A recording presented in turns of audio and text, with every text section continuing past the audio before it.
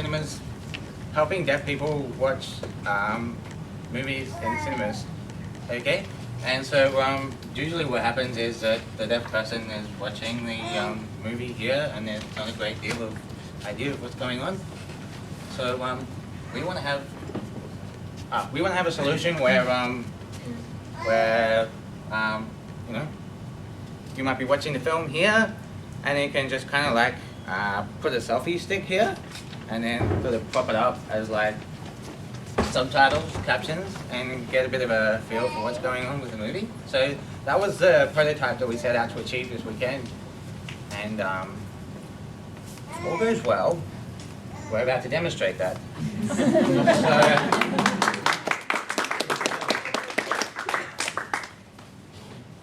That's it. No, restart that.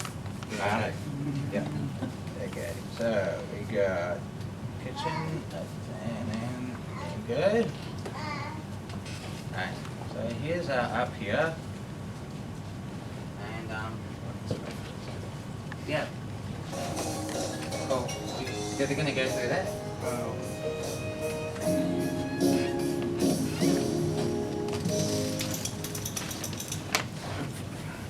I don't give shitty jobs.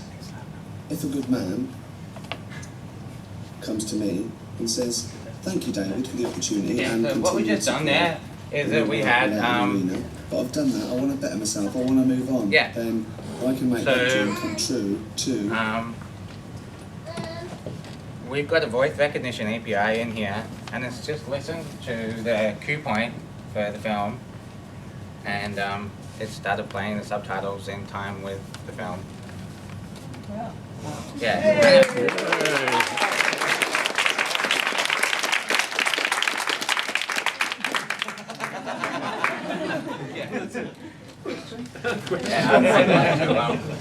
Oh.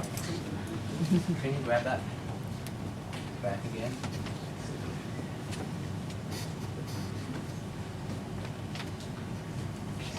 So yeah, just an interesting side note. This is an app idea that I came up with when I was drinking heavily in about October last year. And I woke up in the morning and it was still there, and it just wouldn't go away. And then I sort of like pulled out my laptop and started playing around. I've always like messed around with coding before, and yeah, a few meetups later, and then a bit of a dead-end job that I was in. I actually moved from engineering into software development, so you can aim for the moon and land doing back-end development for, you know, banking systems.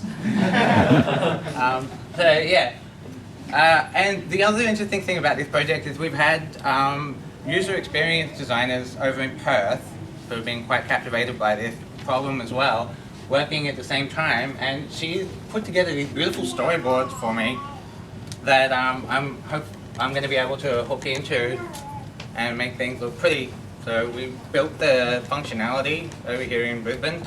Joe built the actual player that is like playing the subtitles. I was messing around with the voice recognition API that's actually listening. We see the subtitle with the key phrases and listens for them and grabs the time signature and starts playing at that point. And then, yeah, Brian, I knew your name. Brian was awesome how pulling everything together as well. So, yeah. And so the future ideas for this is to get a really nice user interface, so that even if it does go out of sync a little bit, we can have like sort of nudging it forward or backwards as it goes. I did. Yeah, and these are notes from Perth. They want it in the Play Store in a week or two, maybe. Questions? Oh, yeah, it's called jazz hands because this is how deaf people applaud. So. Yeah. So what happens when there's a lot of background noise in a soundtrack? Good question. So with some of the other things we were trying to play around with, it doesn't work too well unless there's actual dialogue. So If there's too much background noise, or it feels like an action scene like that, that wouldn't be a very good cue point for the movie. So ideally, the cue point for the movie would be something early in the film, so you haven't missed too much of the film, but where it's quiet and someone's talking, and we'll see that with that. There's also a whole bunch of ideas as to maybe we can actually